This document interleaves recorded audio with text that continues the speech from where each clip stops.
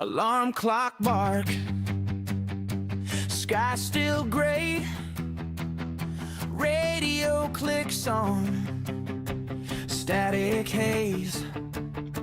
Good morning, Marianas, in my face. Brad yelling, wake up, Saipan, no escape. Coffee burns my lip, he laughs in my kitchen, talks like he knows every bruise that I am in. Good morning, Marianas, rise up, Saipan, hearts on the harbor, headlines in his hand. Good morning, Marianas, live from the reef to the ridge, Brad with the weather, and a dare on the bridge. Traffic on Beach Road, kids half dressed. He jokes about rain and unpaid rent. Says call the show, tell me what you regret. Then plays our song like a second chance bet. He says, say your name, we say it like a prayer. Through busted speakers, we are almost there. Good morning, Marianas. Nope. Rise up, Saipan. But I can see the beat. Shacks and condos, all sing with the fan. Good morning, Marianas. Old scars, new daylight. Brad talks nonsense, somehow gets it right. Who is this voice in my cracked dashboard? Why does it feel like he is keeping score of every tired island soul dragged out of bed? Every maybe I will make it spinning in my head. Good morning, Marianas. Rise up, Saipan. Bad roads, good stories, all part of the plan. Good morning, Marianas. Yeah, shout it again. Brad says you are awake, so start living it then.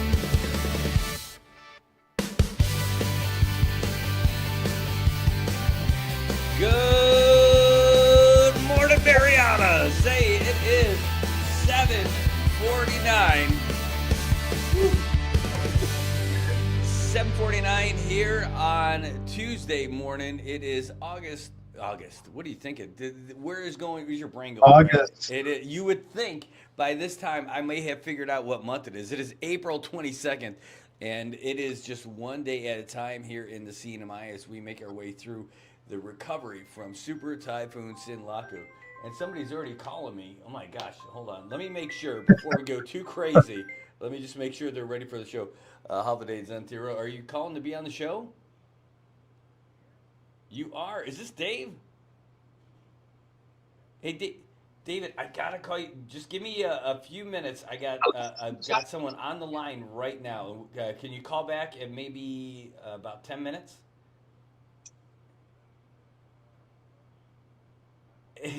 Sorry, man. I got the weatherman. He's here with us. So let me get him on first, and then you can call us back.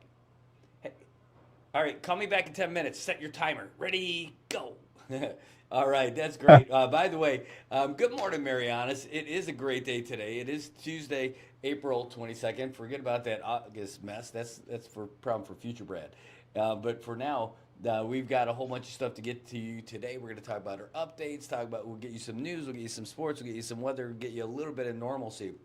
But now we want to talk to somebody who is one of our friends of the show, and we talk to him every week, but we talk to him quite a bit this past week when we had this spinning thing making its way toward us. I don't know. I think it's called Typhoon or something. But right now we do have him online. He's been patiently waiting, very patiently waiting for us over here. But ladies and gentlemen, please welcome our friend Landon Idlet. Hey, all over the place. And man, I was gonna send you a message last night when I got your email. We put out the regional weather outlook. I'm like, did you forget anything to attach to that email? Or are there any other attachments that are hanging out in that office that you weren't able to fit? Don't ask if you don't want the answer.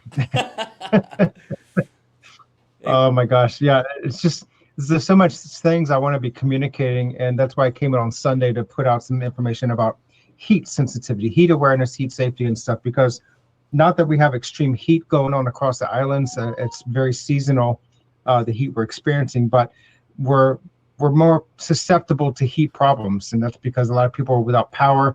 I know I was without power for 6 days over here, and with all the windows and doors open, the bugs are flying in, but also the wind. And so for the first few days after the typhoon passed, we had those strong winds and breezy conditions gusting through the homes.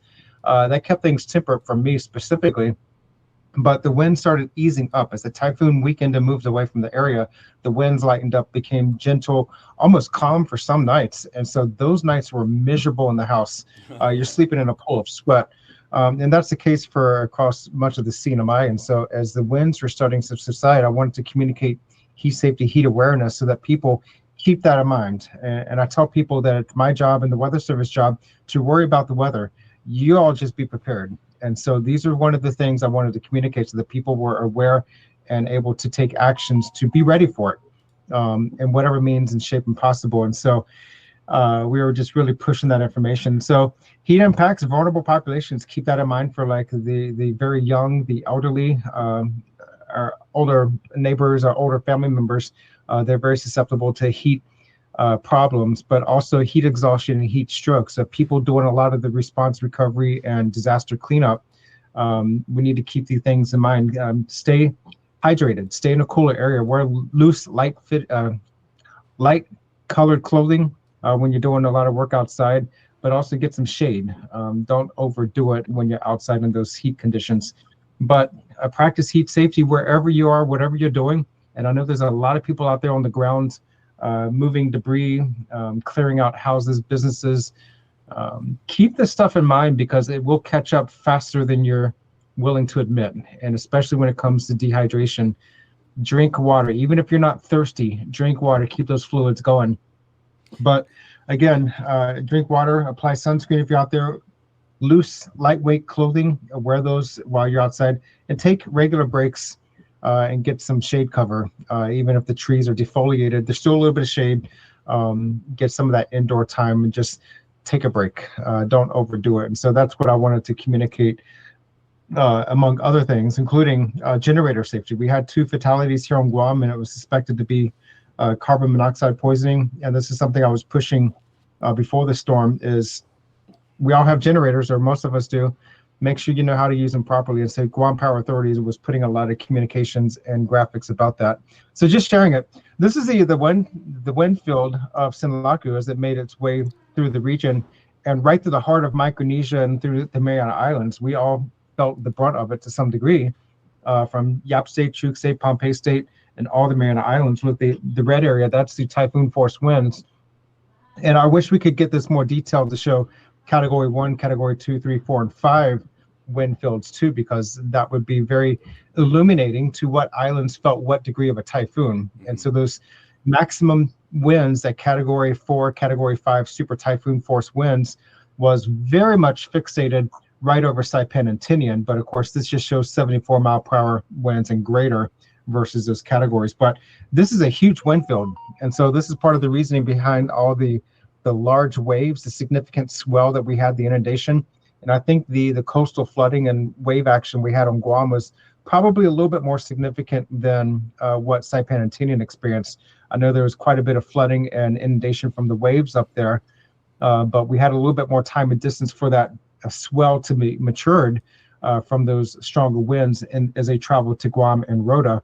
So we had some significant impacts. Again, in my 16 years here on Guam, This was the worst inundation and the largest seas I've seen in 16 years in the region. So this is a phenomenal event in so many ways.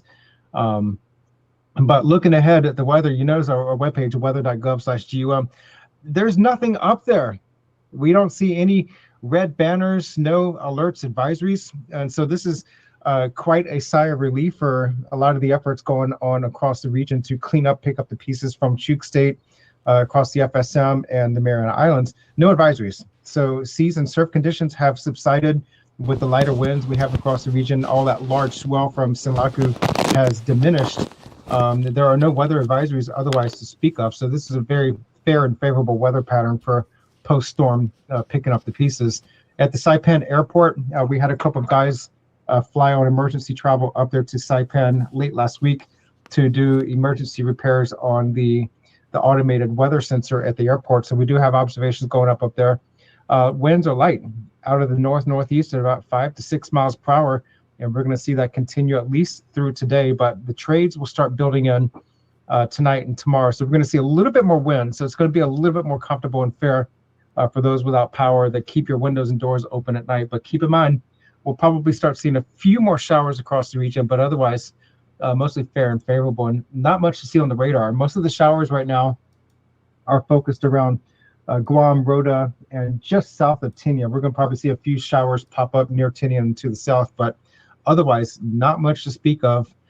So a little bit of cloud cover, but we're going to see more trade wind showers coming up in the next several days. So looking at this satellite picture, very quiet. We are watching that area of showers and thunderstorms across Micronesia. That's been kind of a persistent trade wind disturbance down there. A lot of variable winds, some surface troughing, but nothing organized. And so that's good news. And so we are watching that area right around Chuuk and Pohnpei. This is going to be moving generally westward and weaken in the coming days. So nothing to develop out of this area, and that's going to stay to our south. Otherwise, we're going to be seeing a fair trade wind pattern across the region, very seasonal, at least across the Marianas north of 10 North. So much drier up in this area, but a lot more moisture, tropical moisture down across Micronesia. And again, all of this is going to be moving toward the west. Now, there are some rumors and speculation circulating some possible tropical cyclone development in the coming weeks. I just got some messages from some folks just this morning showing some weather apps images that is prognosticating speculation early in May. This is something we're watching closely with the CPC, that there might be a heightened possibility for some tropical cyclone action in the region to our east. But we're talking about the very end of April, early into May. And so this is still in the long range, but these are some of the trends we're watching the longer range time frame. So there's nothing at the ground yet. There's no tropical disturbances that we're monitoring, nothing that JTWC, Joint Typhoon Warning Center, is monitoring. Very quiet, so focus on that. And I know the rumors and the speculation will be going out there, but focus on the here and now, because if there is going to be something to worry about, let us be the one breaking that news. And we're going to let you know if and when something does develop. But right now, it's quiet. Focus on that. Focus on the here and now and picking up the pieces. And then we'll start communicating things accordingly. But otherwise, this disturbed weather in Micronesia, that's going to be moving all due to the west. We might see some development somewhere in the Philippine Sea, but well to our west. And again, that's still speculation. There are no formal invest areas that are being monitored at this time. And it's going to be a very quiet pattern, at least into early next week for all the Mariana Islands. So the forecast, again, fair and favorable, a drier trade wind pattern for us for the next several days, at least through the weekend, and calm, pleasant weather. So yeah, enjoy it, pick up the pieces. It's going to be an extensive cleanup, and from what I can hear, there's a lot of boots on the ground, a lot of people working in a lot of areas, and the cleanup seems to be very aggressive, swift, and smoother than previous storms, which is all a big plus. Yeah, we're gonna have to go and call them the Swifties. That's how swift it is right now. There's so Yeah. much happening there with the cleanup and with trying to get people food and trying to get people water and all the services. Well, it is really interesting. We are like army ants, is what's going on right now, because you're watching everybody between picking up the trash, moving it over to different places, trying to pick up the scraps from the house. People also trying to reconstruct a road and stabilize a road that had started to wash away. People who are Yeah. given all kinds of free aid from like power stations and food and water and rides and phone calls. You name it. People are doing everything for each other right now, and it's it doesn't. It sounds counterintuitive to say something like this, but I almost think we kind of needed something to bring the community together, and Yeah. I hate that this was the one that did it, but it is. We're doing some You great know, stuff. natural disasters are one of the rare things, I think, other than war, that can bring people together. War is now more politicized now, but I think natural disasters can do more to bring people together. And from what I'm hearing here in Guam, is the recovery, the response efforts has been more energized, synergized, and in sync across multiple agencies, and I think all of them before, which is great. But again, focus on the little successes. This is some daunting times for folks in Saipan. This is not anything anyone wanted, especially 7.5 years after Super Typhoon U2. But focus on those little successes. It sounds like morale in general is positive and optimistic, and that's great. And that sense of community and being a neighbor for others, I think that's a win for all of the CNMI. And so it's stuff like this that brings your normal plans to a halt, but it brings people together as well. So focus on those little successes, focus on those items, because that's what gets us through. And of course, looking at this map, it's an extensive humanitarian effort across the FSM and all of the Mariana Islands. There's a lot of scrambling going on to pick up the pieces and get things restored, because this was not a insignificant system by any means. No, and I think that's the thing that a lot of people are starting to really understand now is that it wasn't just that it was a big storm in terms of wind, which it was, but how Yeah. much wind there was and how long it was here. That time over target, it was just brutal Yeah. and nothing like it. And we're looking at storm force winds for Tinian upwards of about 78 hours duration, and for Saipan about 80 hours duration, and for those typhoon force winds about 24 to 27 hours duration. So this was not a easy thing to pass through by any means. This is a very long duration, very slow event. And so folks that were under the gun with us were feeling it for a very long period of time. Even in Chuk, where it was developing, it was spinning in their area and not moving anywhere. And so they had that long duration period of tropical depression, tropical storm force winds, and almost near typhoon force in some of those northern islands and atolls. And the damage is just significant up there. What I thought was really interesting about this is that after this storm passed us by slowly and very slowly, it pretty much shot its shot when it came through here. And after that, usually they still pick up some steam and go and do some damage somewhere else, but we Yeah. were the damage place, and it spun itself out after us. Yeah, we were it. Once it started getting that latitude, passing through the islands, it just zipped up north on the west side of the Northern Mariana Islands, passed over near Mog and Ascension Island, and then it just met its end within days. And so it's peripheral effects. It's still going, but there's not much left of it. It's being absorbed into the larger North Pacific weather pattern up there. And so, yeah, it met its demise once it got into the more unfavorable weather conditions up in the North Pacific.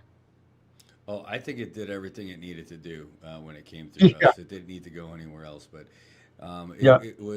it's crazy. And now, it's funny hearing you guys. I'm like, there's no way. Of course, I understand it and I believe it, but that you guys have, there's people without power over there too. That this storm was that big that it could affect Guam like that much, and have beat the snot out of us out here. And all three of our islands got our three of our populated islands, our major populated islands, got beat up so bad. But yeah, look at that. That wind field is crazy big. Yeah. And that's what I tell people is like, even if you don't get a direct hit, you're going to feel it to some degree. And this was a very large one, unlike 2015 Pseudolor, where it passed right over the heart of Saipan and there was little to no damage on Tinian. That was how small that system was. Mm-hmm. But this is a very large one. So everybody across the region felt this one. Even on Guam, where we had tropical storm force conditions, it was handed pretty good to us as an island with the inundation, the saltwater intrusion, the flooding, and the tropical storm force winds. The trees look defoliated completely. It looks brown. Looks like you're in February in the States, wintertime, because all the trees lost their leaves. So the impacts are pretty hard hitting here, even though we had only tropical storm force conditions. So that's why I tell people don't write off a tropical depression or a tropical storm, because those impacts can be significant and heavy hitting depending on your vulnerability. And Chuk was case in point. They had only tropical depression, tropical storm force conditions, and they had some very significant impacts. Wow. Well, with everything that's been happening here lately, like if anything else came by, I would not be a happy camper. This thing really rocked a lot of folks, and it was the hardest thing that we had all the way back to 2015, 2018, and then here. Yep. And but I'll tell you, the younger kids, these kids I met yesterday, high school students, they weren't around, or they were very, very young, don't remember what Sotalor was. And so they don't really remember a whole lot of U2. So this is their big thing. And if they can come back from this, man, they can come back from anything. Yeah, that's exactly it. And it really is a community effort. And so that goes down from not just the parents and the family members, but the leaders, the officials, the elected leaders in the community, how they're responding to, how they're reacting to, and how they're handling things at the community level. So that all makes a difference. But the sad part is it's only April, and we're going toward possibly a strong El Nino this year, and that may have implications for what's to come later this year. So we do have to learn from this. Every disaster, you have to learn what worked well, what didn't work well, and how things could be done better. And that goes at the personal level, at your household level, but also at the government level. So use this as a learning experience. I learned some lessons. Again, after Mawar, and even after this one, 6 days without power with just a tropical storm. I can't imagine if we took a direct hit. But I'm going to invest in a generator. I said that after Mawar. I still didn't have a generator. I'm going to get a generator in the next 1 to 2 weeks once the supply gets back at the stores here. But I definitely want a generator. I want some other supplies at the house, and maybe even a small mini freezer somewhere in my office, so that when we have generator power and I lose everything in my refrigerator at home, I can at least store some stuff in my freezer here. Yeah. So lessons learned. Yeah, well, I'm on the same page with the generator thing. I've got my generator is now at a generator repair shop. We are powerless over there. We're not for the filling stations that CUC is offering. We wouldn't be able to have any water at the house. So we're getting it all together little by little, and folks are starting to get some stuff to us. What is that? And the NOAA weather radio. If you don't have one of these are one of the most critical communications devices you can have. They can be battery powered, hand crank powered, and of course plug-in. But these are great tools to have. I know the communications tower on Mount Tapachal collapsed, and we had our NOAA weather radio transmitter up there. Homeland Security is going to be working on getting a temporary fix, and hopefully we can get our NWR NOAA weather radio transmissions going again. But this is one of the best items you can have in your home communications platform. Have these devices, especially the battery-powered ones or the hand crank ones, that you can get radio information, FM, AM, and NOAA weather radio transmissions, so that you can hear what's going on. And so when we issue a warning, whether it's a flood warning or a typhoon warning or tropical storm warning, if you have this set to the right frequency, it'll automatically come out of hibernation and make you aware of what's going on. Wow, that's a great tool. We'll have to check that out one day when we get to Guam, which hopefully, I can't imagine what we're going to end up doing in the next few months and how quickly this stuff is going to come together. We're supposed to take a vacation, and then talking with the folks, it's like, I don't know. I don't know where we're going to be this summer, where we're going to be in this recovery, all this other stuff. But it's hard to see past like what's there in front of you right now. But it's good. I don't have to worry about figuring out what's coming, because I got the National Weather Service and the Wonder Twin Powers to activate over there in Tiedzen. Man, thanks so much. Well, forbidden to travel off island ever again. So Yeah, it's your fault. so You and Dan Shore, Dan Shore, who is one of the anchors over at KSPN2, the news, TV news out here. They're like, hey, you're not allowed to leave. You know, last time he left, we had our governor passed away. This yeah, time he leaves, and we get hit with this massive storm. So he's got to stay. Yeah, he's got to stick around. That's it. yeah. Regardless, we're in it together. Typhoons are unfortunately a way of life out here. But again, don't focus on rumors and speculation, things that are people sharing in social media. Wait till official word from Homeland Security. Wait till official word from the National Weather Service. Because if and when there is a critical or an emerging threat, we will be communicating it, and it's going to be focused on accuracy and dependable information. So everything otherwise is speculation and hearsay. I know you got about 4.5 months to prepare, but if you need some logs, I know where you can get plenty of wood out here in Saipan. Everything's down. I might have to schedule a trip up there soon. Yeah, please do. All right. Well, hey, Landon, thanks so much for giving us all this heads up and for being with us all the time when these things happen, even when it was really rough and tumble. And we look forward to having you as a regular basis when it's and not having storms. So just make sure you don't schedule any storms for us. Yeah, exactly. That's how it works. You can there, Mai. All right.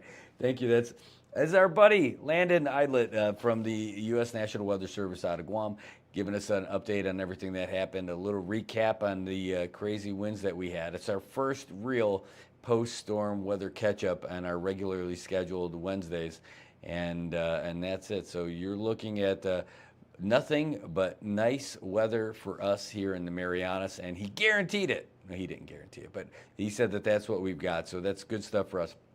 All right, I'll tell you what, we are going to take a real quick break. We've got a lot of updates to you. We got your calls, and we are going to try to squeeze in a real quick cup of coffee while we do all this stuff. So, and then I got to close the store. Everybody here who has been our great host for us here at the office is hearing me a little bit louder than normal because I left the door open this morning.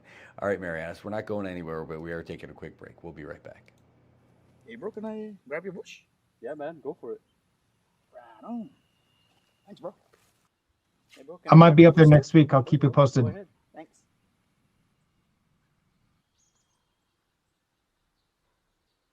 Now I can grab my own bush. Saipan, it's time to grab your bush. Pick up a 12-pack of ice-cold bush, and you're in for more than just a refreshing beer. Every 12-pack gives you a chance to win exclusive bush gear and more. So don't wait. Swing by your favorite store, grab your bush, and join the fun. Because here in Saipan, the best moments are even better with Bush. Grab your bush today.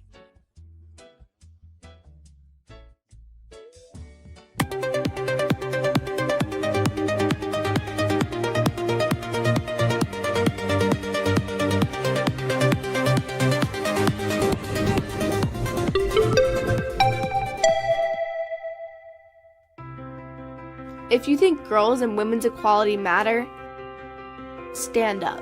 If girls and women's sports matter, and you want your daughters to have the same opportunity you had, stand up. If you know that it isn't fair or safe to allow males to compete in girls' sports, because it's, well, obvious, stand up. Don't be cowed by people who call you a bigot. You're not a bigot. Don't let men tell us how to be good girls.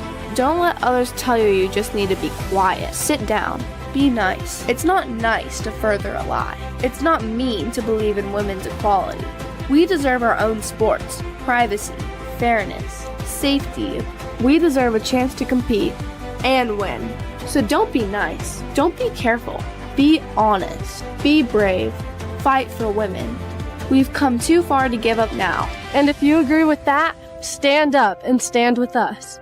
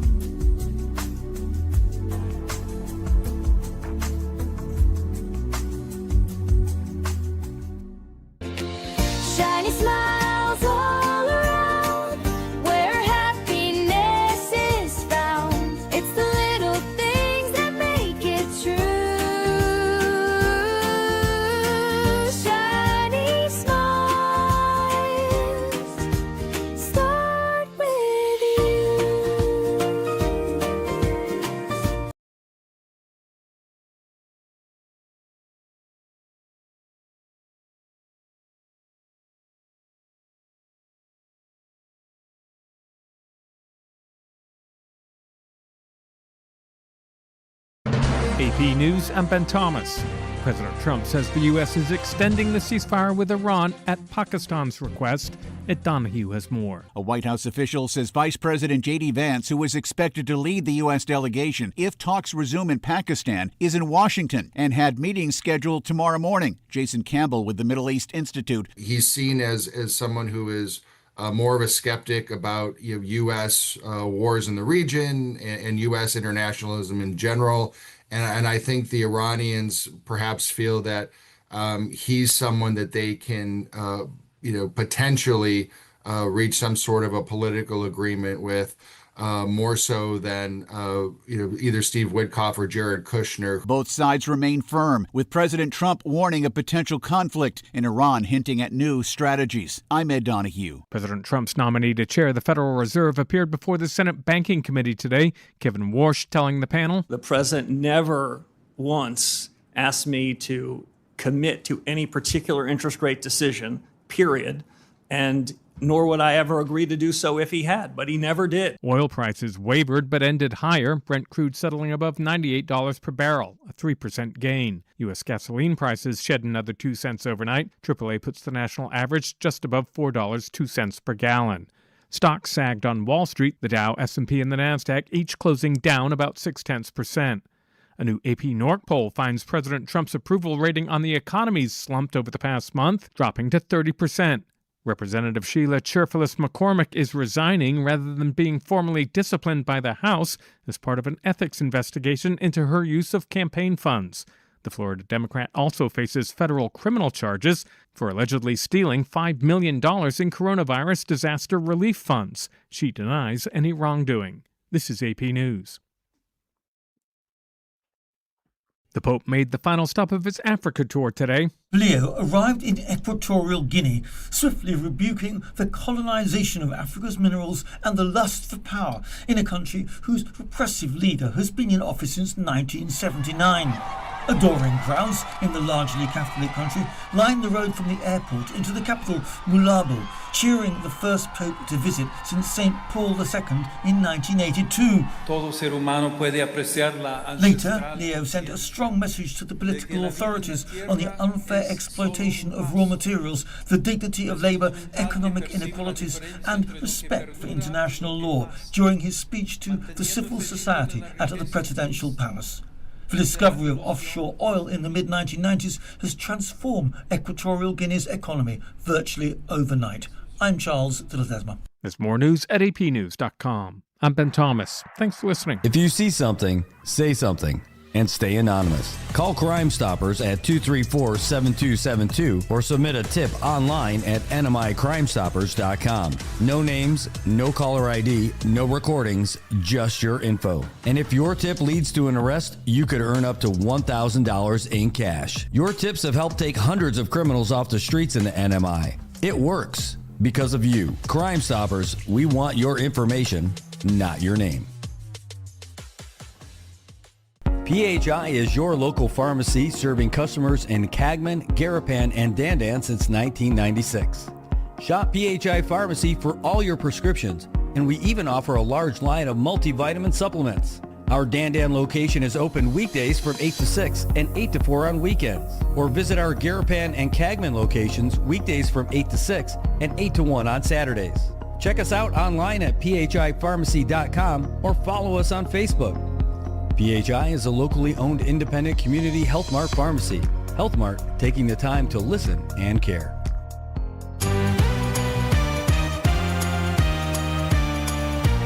Wake up, sunshine, it's a brand new day. Brad's got the stories that'll light your way. Take a smile on his face, he's ready to share. Share. Good morning, Marianas. Feel the love in the air.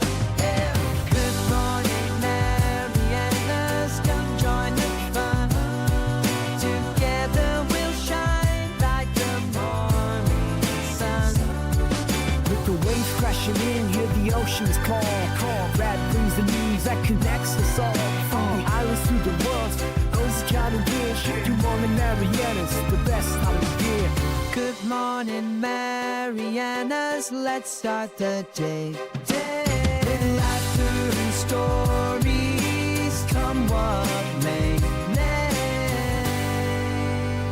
All right, welcome back, Marianas. It is 8:21 in the morning. That's fine. Don't worry about the doors here. We're adjusting to all kinds of cool things over here in the CNMI as we're in our typhoons in Laku recovery. And today is no different than any other day. We are going to take it one step at a time, one day at a time, one moment at a time as we try to get better. And speaking of getting better and improving, have you noticed your cell phone service has been improving? It has been. And it's because a lot of folks have been working behind the scenes. They're out there in the field trying to get all these different locations up, get the signal up and everything. And we got some reports from Brian Burkett last night about where IT&E is in the whole thing. But who needs that guy when we could have David Gibson? He's right here. He could talk to us and be here for us. You know what we should do? Can we grab one of those chairs? I didn't actually pull that up for you. Yeah, and you can sit right here, and you should end up looking just fine. We'll get you on the screen with us. Hold on, let's see. Oh, yeah, that's going to be perfect. And we'll just put this on your little, right here. There you go. On my shirt here? Yeah, right there. It'll be perfect. And this will be, that way your audio is going to be great. And Yeah. so that's the camera that's looking at you, and you can Oh. look at me, and we'll do all this other fun stuff. But anyway, hey, in our studio, what do you think of our palatial studio that we got over here? A little warm, but I like it. I like it. It doesn't have the same view. You got a nicer view at the other studio. It is true. I did have a pretty sweet view. And by the way, so we are getting closer to being able to move in there. It's going to be a little while, but that's not too shabby. Good. There's a whole bunch of damage that was done with the pump room and the generator, but they got some generation going on, so we're starting to be able to put stuff back together over there. You're welcome here as long as you need to be here or want to be here. Well, this is Yeah. great. Before we talk about the restoration and all that other stuff, Yeah. again, I got to tell you about this stuff, but I'm happy to tell everybody about it too. Just thanks for opening this up for us to be able to give out updates and even just charge the stuff that we have, so we can go around and get this kind of information. No, our pleasure. Our pleasure. Glad to have you here. Adds more excitement to the office. Well, it is great. Yeah. Plus, I get to see a bunch of people I used to work with back in the day when I was. I know. It's like deja vu all over again. Yeah. Huh? Oh, good. So, go ahead. I imagine you guys got all kinds of stuff going on. You got meetings all the time. You're going around checking out different sites and all that stuff. Mm-hmm. And I noticed that our service is getting a lot better. We were live streaming yesterday from Cagman, which was pretty awesome. Yep. Checking everything out. Yeah, it's going to be a process. The first step we have is, making sure that any of the sites that are not damaged, we can get power to. So we've got a vast majority of our sites up and on the air. The next step, which is where people will really see an additional improvement, is now that the sites are up, the panels, the antennas that are on the top of the tower, need to be recalibrated, because some of them, it's quite a precise science, these antennas. So we're starting the process of going out and doing what they call drive tests. So we'll start going up the towers and recalibrating all the antennas so that we get the maximum coverage and the maximum bandwidth coming out of those antennas. So that's the next step over the next week. So we have additional generators coming in for the few sites that aren't currently up. There's maybe a half dozen of them that currently aren't up. So you have generators coming in, some additional telecom supplies coming in. But yeah, things are getting better.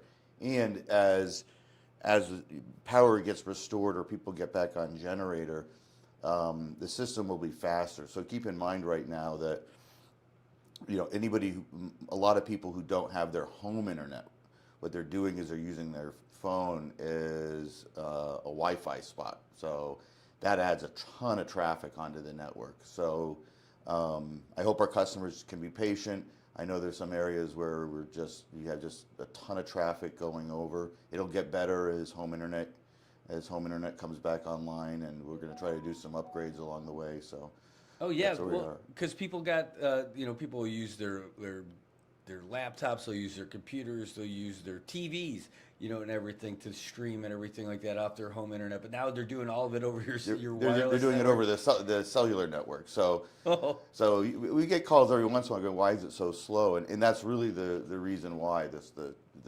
volume of traffic is much greater. The exception to that is that if you are on our Beam product, you'll get normal you'll get fast internet speeds. That's not Really? congested. Yeah. So if you're on DSL now, perfect time to go over to Beam. It's faster. It's cheaper. It's much more weather resistant than DSL. And if you're with a different provider, we still have Beam available for them as well.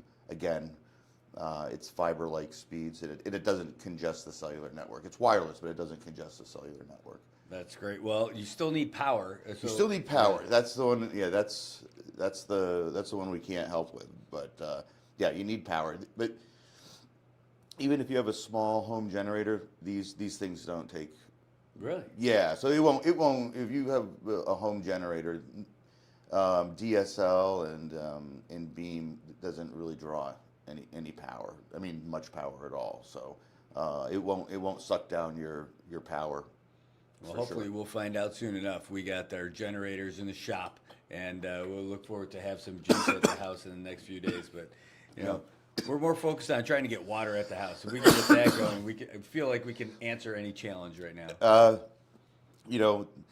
Internet and cellular is my business, but I say it's a distant second to water. While I'm choking on my water. I'm hoping to get these wells up and running, and we'll have an update. We're actually meeting with FEMA in a couple hours, so hopefully we'll have an update as to where water is, because that impacts us here too. We have employees here, and we have to have water deliveries.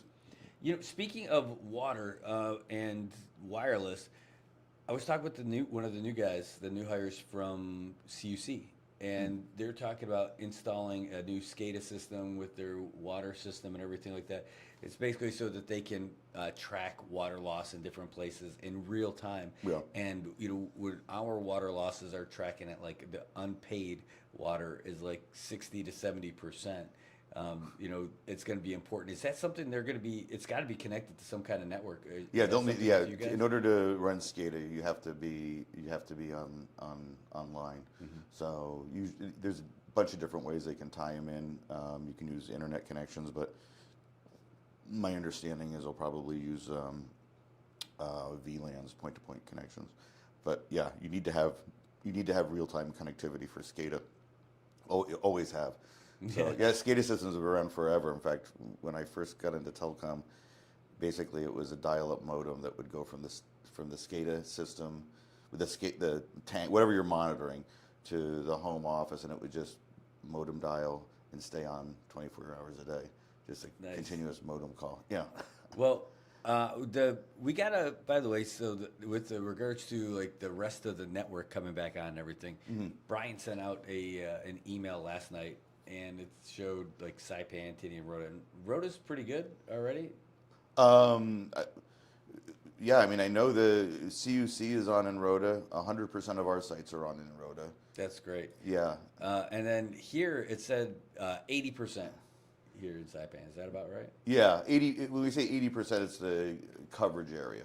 So some of the sites, like I'll use an example, Suicide Cliff.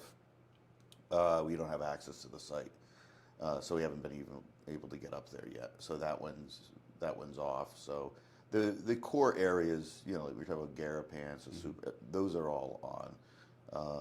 Probably the site that was damaged the most, that people actually latch onto a lot, are Lower Base. So that's on top of our central office. So that one actually needs to be rebuilt. So we're hoping to get that done in the next couple of weeks. But that one was completely destroyed. Wow. Not the building, just the cell site. So that one's coming. Will be probably a couple of weeks before we get that going again. So yeah. That's still good timing. But it's 80. Yeah, the area that we don't have again, the areas with the limited coverage are really more in the north, the less populated areas. All of our core sites are up, and what we're working on now is Tinian has been a bit of a challenge. So if your listeners in Tinian, bear with us. We had some power issues at our central office.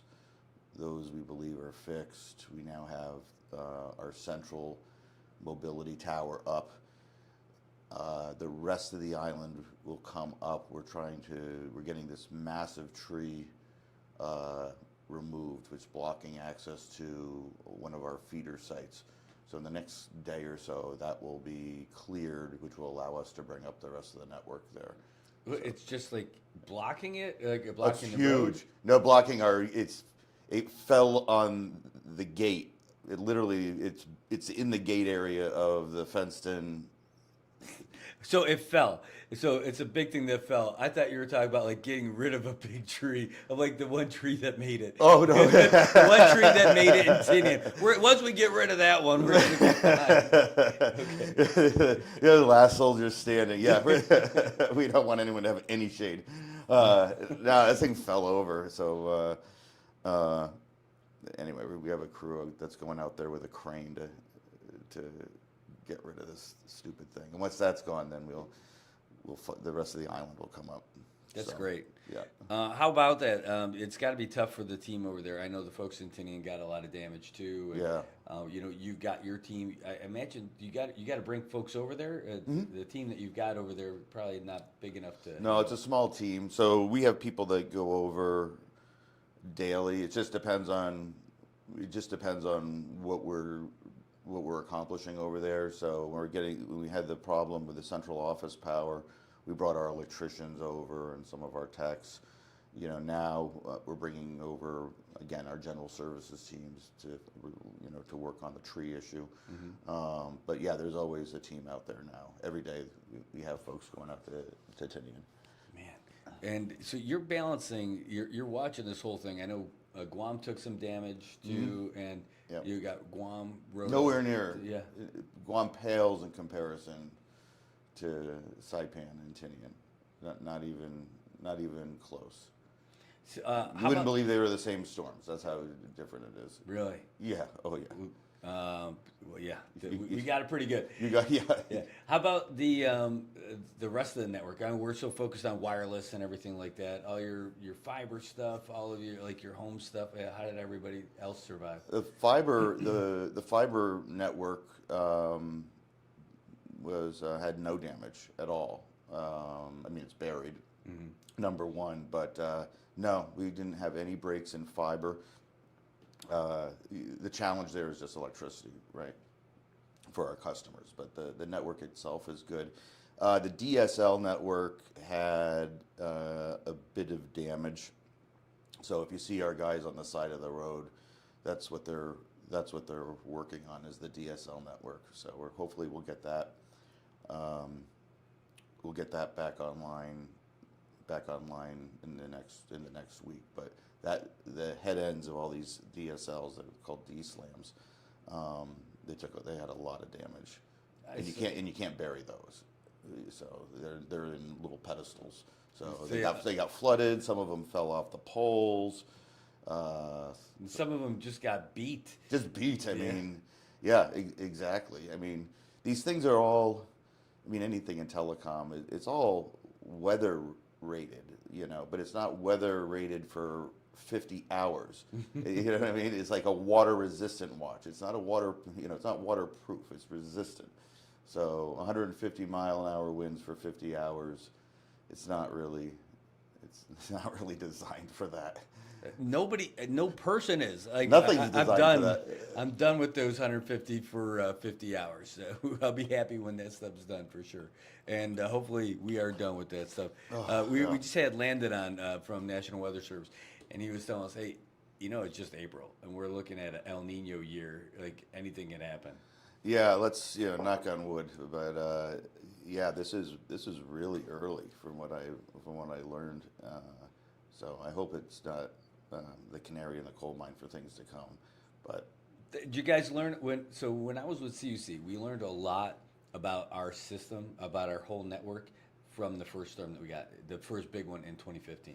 We learned about like what works, what doesn't, what we had connections we didn't even know that we're still connected. You know, Yeah. are there things that you guys learn from these kind of big storms? Oh, absolutely. You know, right now we're in the process of obviously restoration, but once we get the network stabilized, we'll our leadership team will come together and do a post-mortem on you know what we could have done better, what we could have done differently. So and there's a number of things that we could have done a little bit differently, less more organizationally, not so much network-wise, but you know just how we had things organized. We have some tweaks that we can consider. So yeah, there's always lessons learned. Yeah. And like you lost a whole tower, right? In lower base, like I can't imagine. I would think that those things are pretty resilient anyway. They're pretty strong, pretty storm-proof, and yeah. I think that's the only tower. That's the only tower network-wide, including Guam, that was destroyed in the storm. And I don't know if we know yet why, whether it wasn't secured well, but you know they're designed to be pretty resilient. But I don't know why that one broke. I mean, it looks like it just snapped right in half when I drive by it. So is that on the roof? That's on the roof. Yeah, that's on the roof. Roof. It's a roof tower. So, but it's not. It's not exceedingly high. I don't know why that one gave in, but it did in a phenomenal way. It's destroyed. When something like that happens, does it damage the rest of the building pretty good, or is everything? It can, but it didn't. Yeah, it can absolutely damage the building when it comes down. You know, luckily that building has a concrete roof, so the building wasn't damaged. All right. We had flooding damage, but not from the tower coming down. Right, that even heavy rains in that spot is pretty rough anyway. Yeah. That place has been flooded a couple times this year already. Yeah, wow. It's a low, I guess lower base. I don't know, but it's a flood zone over there for sure. The appropriately named lower base. Yeah. So the building's up and running, generator's up and running. So yeah, the network is surviving. What are some bright spots for you? That's a good question. Well, this is the first time I've gone through a storm like this. Certainly at IT&E. But the biggest bright spot is how well our team pulls together. They know what to do. It's amazing their resiliency, and they just step right in. They come up with creative ideas to fix problems, but also ideas for community outreach and trying to make it easier for our customers. Like we opened up the data on all of the plans, so you don't have data buckets right now. The free prepaid for 7 days, but that doesn't. Those come from our employees. Those ideas. Wow. Yeah. So they step up. They get things done. They have great ideas, and it's been really impressive. Like no other organization I've worked for, and I started a telecom company, and I don't think my organization was as well put together. And I've gone through storms. I mean, I'm up in the Northeast, so we got hurricanes and wicked nor'easter. Wicked nor'easter. Ice storms. Yeah. Yeah, ice storms would be the equivalent of a typhoon here. It's the kryptonite for fiber networks. So there, everything is aerial. So once ice gets on a cable, it's just so heavy, it snaps it down. So after an ice storm, it looks almost like it would look in Saipan. The wires are down everywhere. It takes a long time to recover from an ice storm. Yeah. Well, it looks like I don't know what it is, but maybe it's fake optimism or something. But I feel like a lot of our infrastructure kind of stood up to this stuff, and that we might actually be a little bit better recovery-wise for some of the things. I mean, are you seeing anything like that? Are you hearing anything like that with all the folks you're talking with? Yeah. I mean, certainly, I think since the last storm, you put the concrete poles in, which by and large are standing. Saw one down, and a couple of them are, got a little bit of a lean to them. Mm-hmm. But no, I mean that's a huge win. So I hope they use this as an opportunity to continue putting the concrete poles in. So that's a big step forward. That's a big step forward. And yeah, it looks. I shouldn't speak for CUC, but I mean, just downed cables are a lot easier to repair than having 200 snap poles, rehanging wire. And at least I can speak for telecom. Rehanging network is a lot easier than having to deal with broken poles everywhere. So, and I don't see as many broken poles as I thought I would. So that's good. Yeah, it's great for us, and they were able to move them out of the way pretty soon, or pretty quickly too. Finally, anyway, The roads are. I mean, Marine Corps. If you don't look, not Marine Corps, excuse me, Beach Road. If you don't look on the sides, the roads looks great. I mean, they did a great job clearing it. Metal roads, pretty clear. Yeah, they did a great job clearing roads. That's for sure. I don't know who does that. Is that the governor's office or the mayor's office? And this time, I think it was everybody. The mayor's office was on there. Public Works is out there, and anybody who had a chainsaw that could was trying to get stuff out of the way. And I remember in some of the other storms, like you would see the folks from CUC going out there, at least trying to.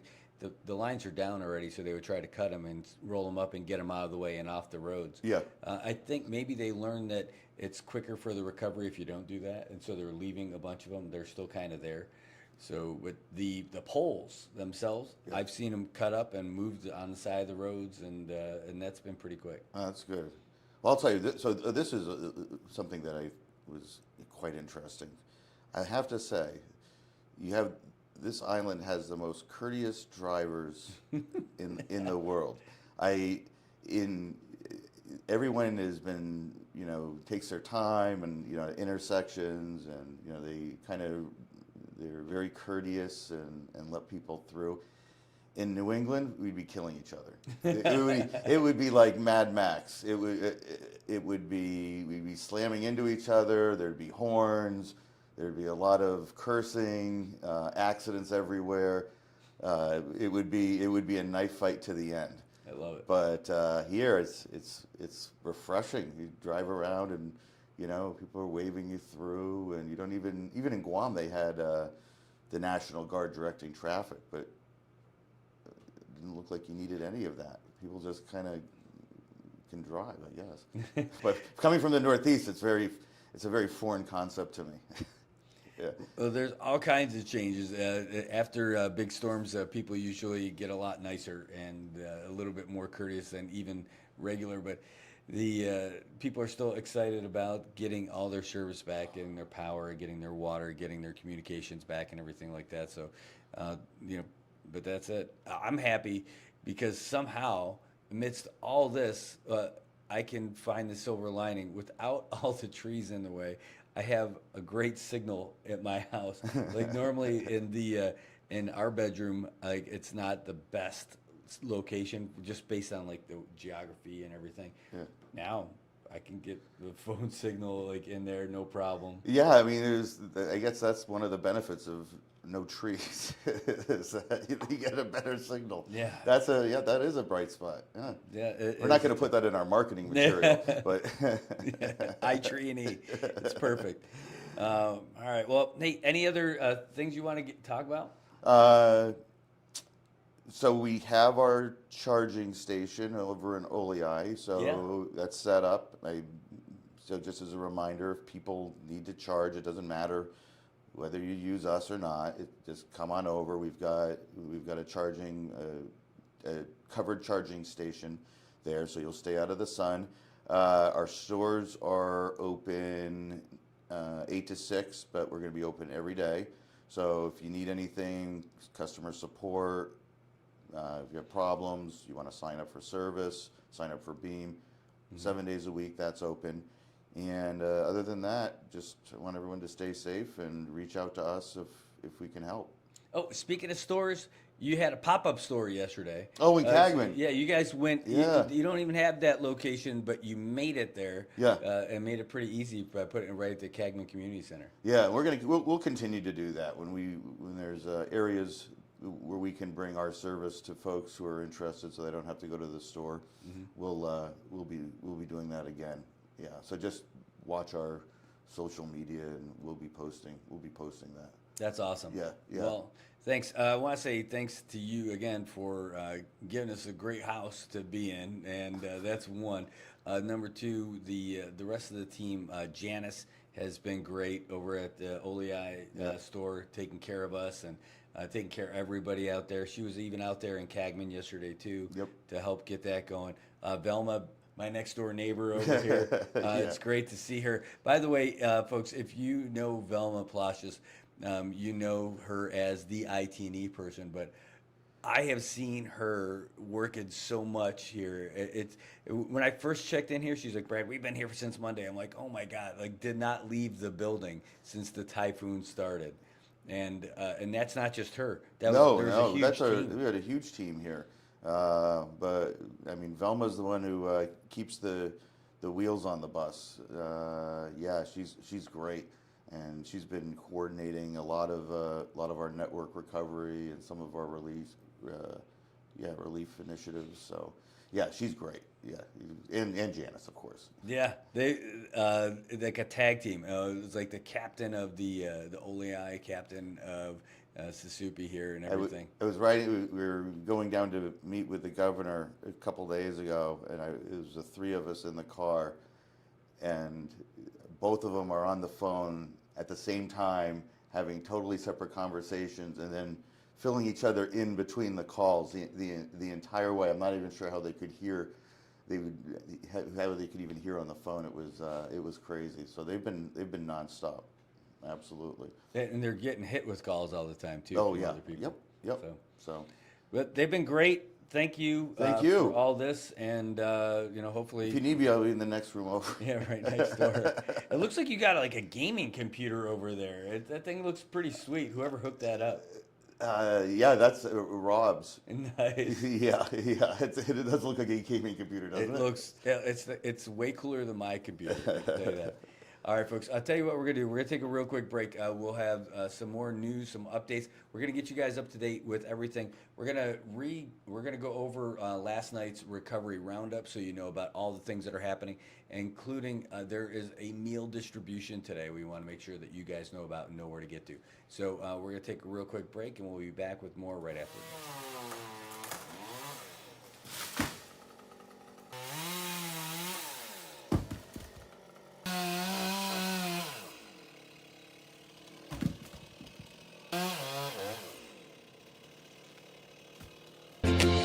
Shiny smiles all around, where happiness is found.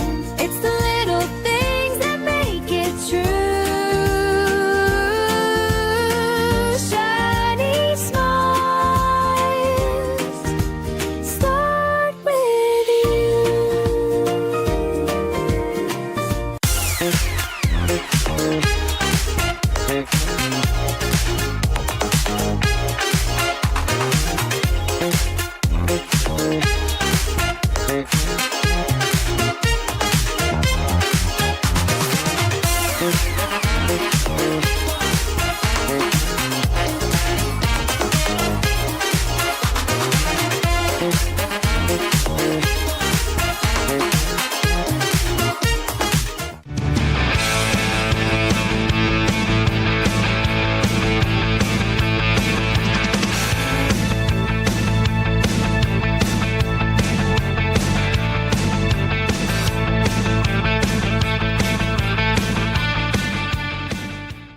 They're friends and neighbors, sons, fathers. They're little league coaches and veterans. They're people who love this country. These are Immigration and Customs Enforcement officers. They are removing violent criminals from our streets and neighborhoods. It's dangerous and difficult work, But ICE has one mission: to make America a safer place to live. And that's what they're doing. This is law enforcement. This is ICE.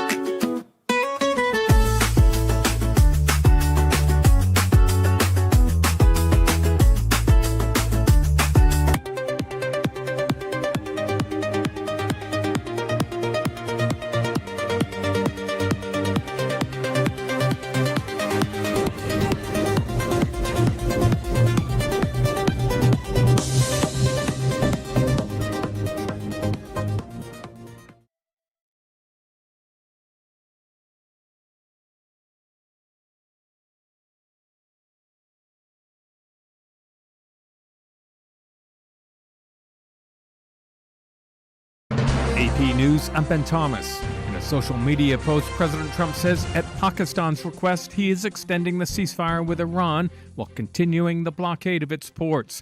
He says he's allowing time for Tehran's leaders to, quote, come up with a unified proposal. Charles de Ledesma has more. Iranian state television has issued an on-screen alert saying that no delegation from Iran has visited Islamabad so far, as speculation about possible talks with the US grows. The on-screen alert likely reflects the internal debate within Iran's theocracy, as it weighs how to respond to the US Navy's seizure of an Iranian container ship over the weekend. Iranian state TV has long been controlled by hardliners in Iran. No official has acknowledged that a delegation will be heading to Islamabad, where officials have been on standby for days now for possible talks. I'm Charles de Ledesma. President Trump's nominee to head the Federal Reserve appeared before the Senate Banking Committee. Ed Donahue reports Kevin Warsh pledged to fight inflation. His inflation message comes as the president says he expects interest rate cuts once Warsh is confirmed. Massachusetts Democrat Elizabeth Warren is worried about independence at the Fed. Having a sock puppet in charge of the Fed would also give the president access to the Fed's powerful authorities to enrich himself, his family, and his Wall Street buddies. Warsh says the Fed will remain independent. But independence has to be earned, and it's earned by delivering on the promises, the commitments that the Fed has made.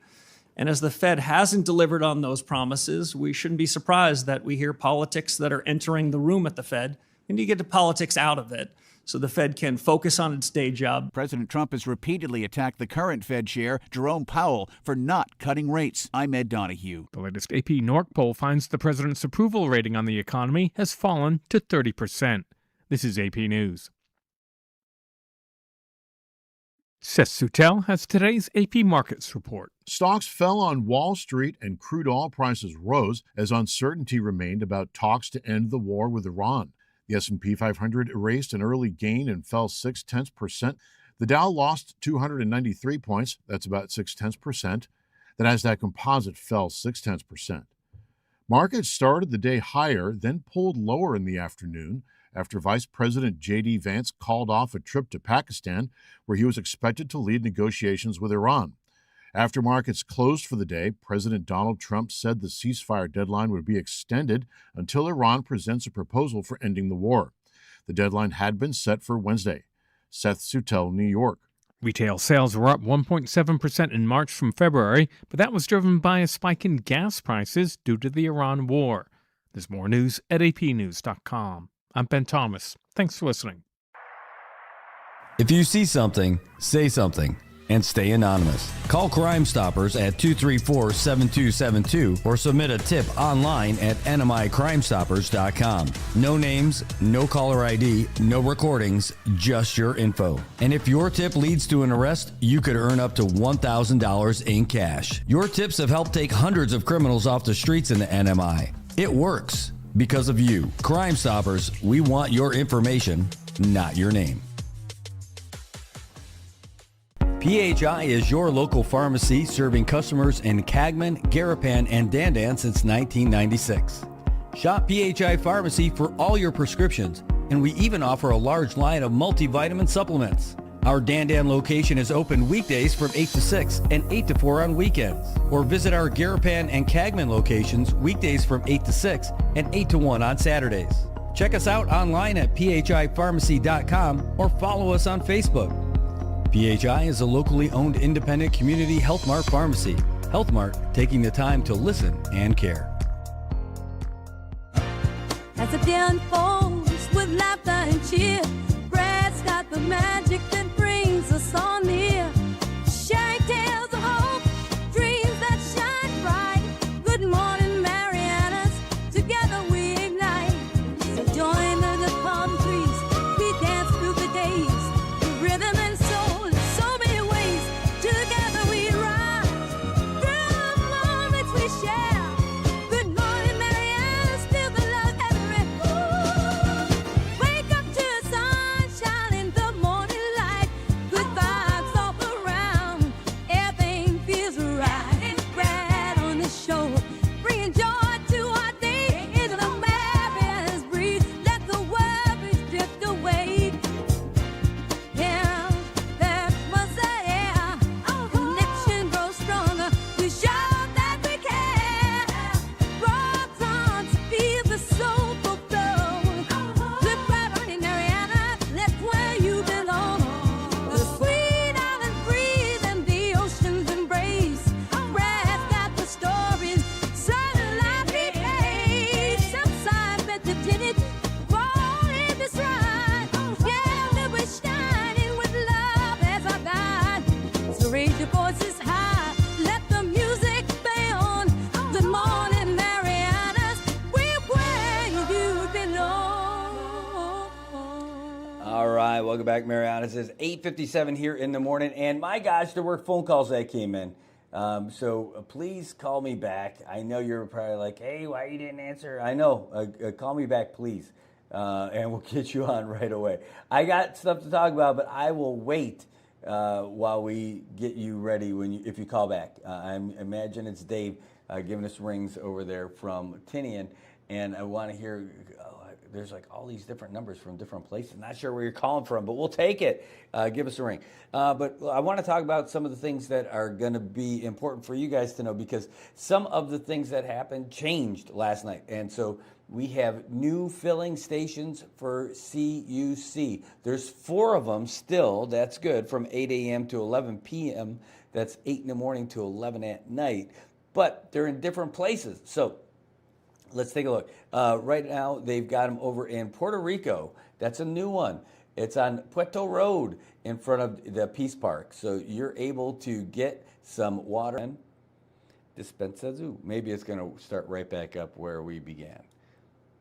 There we go.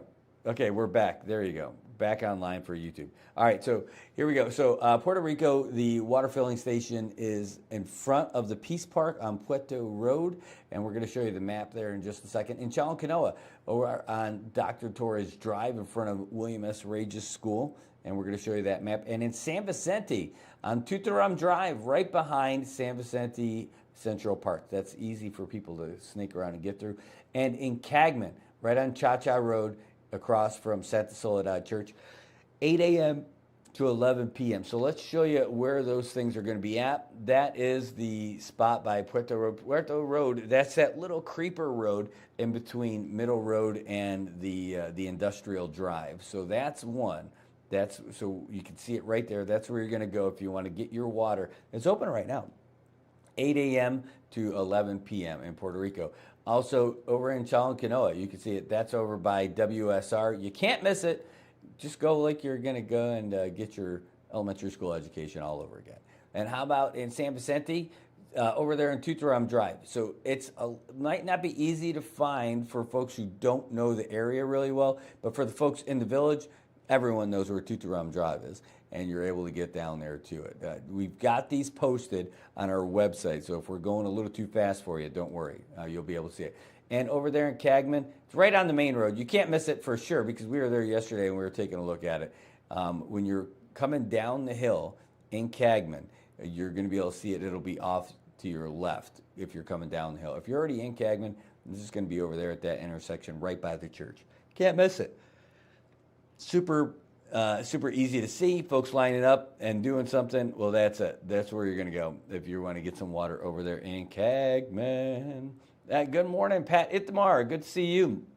Good. Buenas lesor, Marianas. And Brad, she says. And who else we got out there? Oh, man. I'll tell you what. That's so funny. I know. I heard that in the news recap from the Associated Press about the sock puppet. I was laughing. I thought that was hilarious hearing Elizabeth Warren talk about that. All right. I almost want to just call this number just to see if Dave's there, to see if we can get him directly while he's there.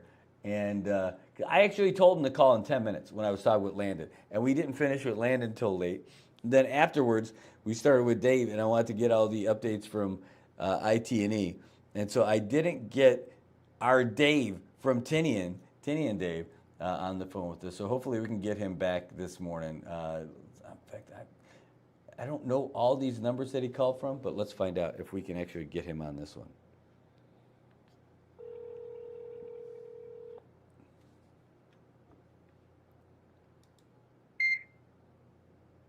Hello? Hello?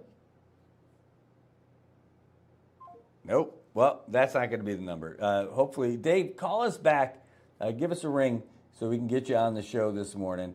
We want to talk to you. We want to hear what you got to say. So please give us a ring back. The number is 789-2323, 670-789-2323. It doesn't have to just be Dave. If you guys want to talk about something, if you got something that's burning on your mind and you want to talk about any of the things happening here with the recovery, about your experience, about anything, maybe you got a heads up for us, let us know. Speaking of heads up, let's start telling you a little bit about the rundown of what we got from yesterday. We've been doing this at night the last couple of nights, and we're going to continue this because there's so many things happening. It's not just like regular news. This is about the updates and what's happening. The biggest one that happened yesterday was that the major disaster declaration was on President Trump's desk. Congresswoman Kimberly King-Hines announced it yesterday from Washington that Department of Homeland Security Secretary Markwayne Mullins signed off on Governor Appletang's request for a major disaster declaration. It's with the president, and we just need him to sign it. They were saying they hope that it'll get signed within 24 hours. We're still in that window. Governor's request includes individual assistance, public assistance with direct federal assistance, hazard mitigation, and a 100% federal cost share for debris removal and emergency protective measures that'll cover Saipan, Tinian, Rota, and the Northern Islands. And our Congresswoman hopes she can make it back to Saipan in a couple of days once it's signed. It'd be great to see her. Now, what does it mean for us here? It means that currently FEMA individual assistance isn't available. It's not saying that it won't be, but right now it isn't. They put that out. But FEMA is on the ground. They're helping with damage assessments right now. They're doing debris clearing and public safety under existing emergency declarations. But the direct grants for residents and housing, personal property, and other needs require that major disaster declaration, and the president hasn't signed it yet. In the meantime, residents directed to local volunteer agencies, community organizations, and to follow the official channels for all the info. By the way, Governor Appletang authorized admin leave for all non-essential executive branch employees starting today, which is Wednesday, not Tuesday, April 22nd, all the way through next Wednesday, April 29th. He's saying, hey, the public sector employees, like everyone else in the community, needs time to focus on their own homes and families. So employees assigned to direct disaster recovery, though, you still got to work. That's what you got. You're still there. VA, the Veterans Administration, the VA outpatient clinic in Saipan is temporarily closed. So all scheduled veteran appointments are being rescheduled. Clinic staff are working to contact veterans directly and arrange alternatives, including home visits. Veterans who need emergency medication refills can get up to 30 days supply at Brabu or PHI in Dandan. You need to have an empty VA prescription bottle, no older than 180 days, with available refills and a valid VA photo ID. And this does not include controlled substances. Hey, speaking of control, if you've got control over your vehicle, that's great. But BMV is going to be closed until further notice. DPS made the announcement yesterday. No late fees are going to be applied during the closure, but BMV and DPS are going to let us know when they're able to get back to business. As far as getting on the road, though, Coda, their Call a Ride program is back to normal hours. You can give them a call at 236-2686 to make some reservations. But the Blue Line is still suspended. That fixed route where you're able to just hop on and hop off at the bus stops, that's suspended until it gets safe and all those bus stops are out. In fact, they're even going to have to put some of those stops back up. I saw them collecting the ones that were on the ground just yesterday. As I fight through a yawn, dispensa too. Call a Ride on Saipan and Tinian is running for essential trips only. They're talking about dialysis, prescription pickups, clinic visits, and scheduled appointments. Services limited and prioritized by need and road conditions. How about the BOG? Bank of Guam, that's our bank. Bank of Guam is open with limited hours on Saipan and Tinian, Monday through Friday, 10 a.m. to 2 p.m. So you got to get your stuff done in that window, and I know you can do it. Until further notice, they're going to keep those hours. Saipan branch is handling all transactions, but Tinian is limited. All Guam, Rota, and Chuk branches, totally back to normal. Gotta love it. All right, quick note on the Cagman filling station. Oh, we already talked about that. That's good to go. That was yesterday. DEQ has, this is a really good one. If you check our website or any of our social media channels, you'll be able to find this. Department of Environmental Quality put out a water disinfection guide, and that this will help you greatly. Now, the boil water notice is still in effect, and DEQ is reminding residents to disinfect non-potable water used for brushing teeth and showering with regular unscented household bleach. You just need 3 drops per gallon for clear water, 6 drops for cloudy water. And you mix it thoroughly, swish it all around, then you gotta let it stand covered away from sunlight for at least 30 minutes before you can use it. And if you've got more questions, you can contact DEQ's Safe Drinking Water Program at 664-8500. There you go. What else do they got? DFEMS, by the way, there was a fire 2 days ago, but last night, DFEMS responded to a fire. So we're going to hear about the structure fire in Culberville later today.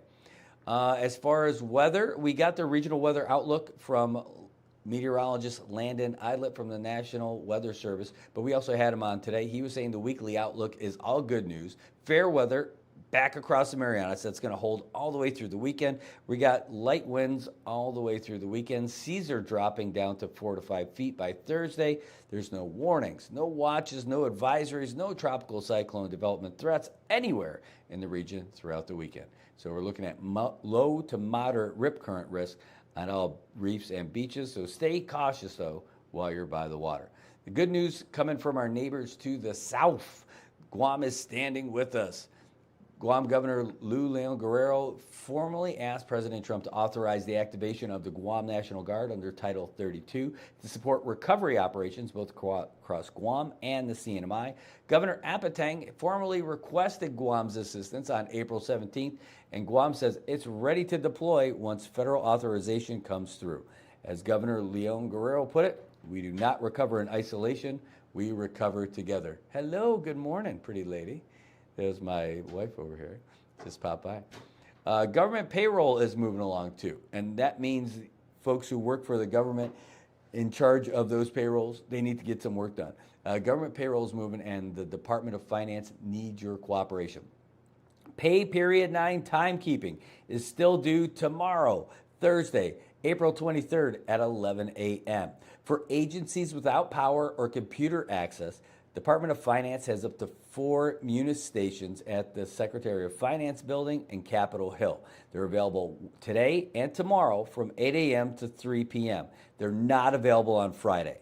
Pay period 9 will be available for posting at 1:30 p.m. So do not add any batches to current entries in Munis. If you've already entered pay period 9, you will need to redo it once the system is available. Ooh, we do have a call coming in now. Let's do this. I said I would jump to the call when it came in, and it just came in. So we're gonna take a real quick pause in this. Hafidades Ontario, thanks for calling back the show. Is this David again? Yeah, this is David from the island of Tinian, man. I got a breaking news to let you the cinema government know that why is it we're opening up all poker arcades here on the island of Tinian and they're not turning on all the washers and dryers, you know? these business people gotta bear in mind that we need the dryer and the washer so that we can wash the clothes and push on straight to life and start living instead of surviving. You know? Somebody needs to come down to Tinian and fix these fucking Chinese business people because they don't know what the fuck they're doing. You know, they turn on all the... All right, sorry, Dave. It's a little too much. Normally, Dave, we normally let you go, and I don't mind a couple of profanities. We normally drop them in there. They come out from us too, but you're locked and cocked and ready to go. So maybe take a little breath. I do want to hear about it, and I can understand some of the issues there as well. But if the businesses are open, that is up to the business to decide like how they're going to do it. And it would be great. Yeah, no, not today, partner. We gotta let you loose a little bit today before we can take that one again.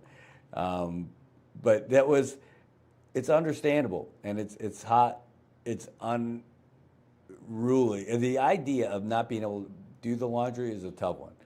And if they operate both, then you would figure you got to do one or the other, I guess. I don't know. But I don't know if they're all the same owners for all the same businesses. The other thing is, I can't just go bashing on, people from, or singling out people from one background on that. Sorry, Dave, on that one. We're going to have to, yeah.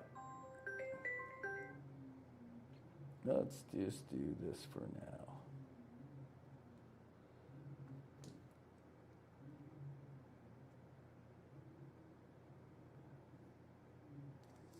Hey, Dave. Yo, what's going on, man? The call just dropped, man. No, I dropped you. It was a little too hot and heavy, man. A little too many profanities, too packed close together. Oh, okay. So, hey, man, I'm just so pissed off about this. The Sinai government, there needs to be an enforcer coming down to Tinian to regulate these poker arcades here, to stop the poker arcades because it's pulling the power for the washers to be turned on. You know? Well, let me ask you this: do you guys have power, or are those generators? It's generators, and they have a huge generator for the 168 laundry area and with poker arcades. But if they turn off all the poker machines, it could power up the dryers. But they only put up one dryer and a couple of washing machines where playing gambling is not a priority right now, man. You know? Mm-hmm. The dryers and the washing machines should be up and running instead of poker machines. Is that the only place that has them? No, there's two places that have poker arcades with laundry. You know, because if I was the legislator, I would not allow laundry and poker at the same time in one area. These things need to be zoned out, man, somewhere. You know, so that people don't instead of doing these things, doing laundry. Sometimes they don't do laundry because they're the poker arcade. Now, no, so sure, nobody's putting guns in there what to do, right? But this is more logic if it's away from doing the priorities first. We need to tell the Sinai government and also the shelter here on Tinian, there's no sense of direction. There's tons of mosquitoes inside the shelter. The municipality of Tinian cannot even purchase a mosquito coil. And the help is so slow coming down to Tinian, man. Very slow. The incoming of this administration was broken. Now his outgoing is more broken. I mean, it's calamity. They put on a $1 million slip for the boat down at the marina, and now it's broken again. It's on top of the marina. Oh, mango is broken. $1 million worth.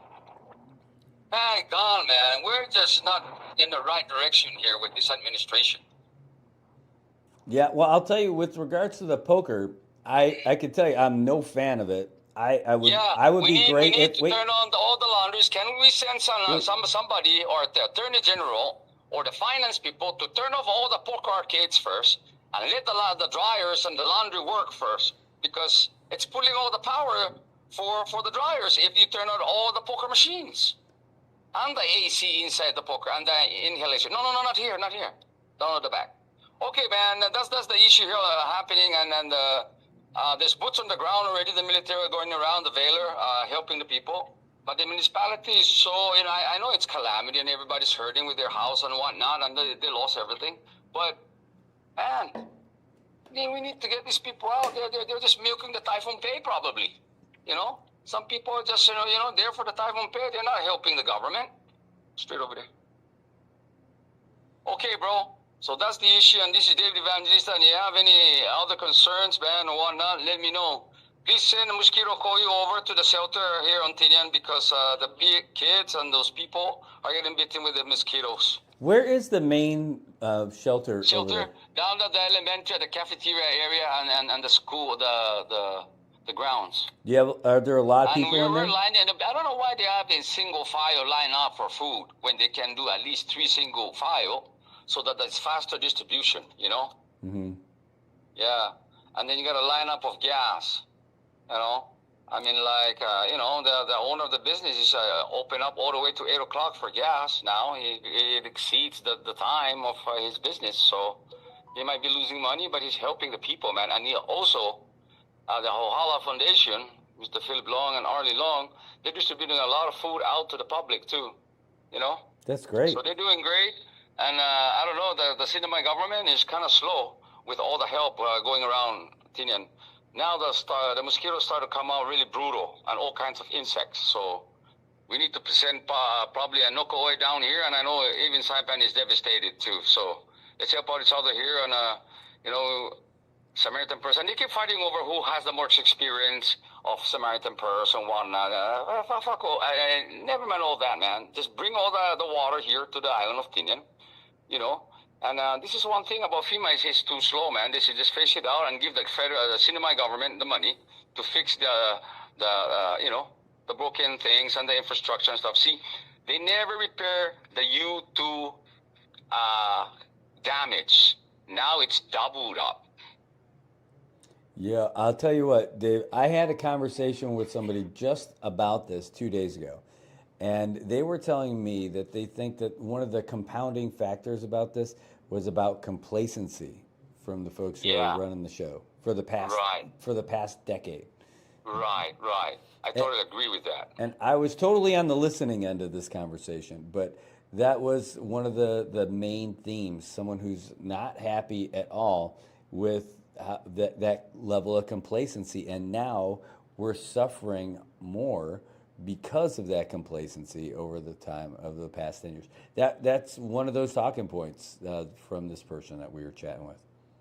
Jesus Christ, for the love of God, that person got it on point, and this is why we're facing this thing, because the documentation of things, and there's probably a lot of fraud going on, and it holds back all the necessities that needs to come to these rural areas.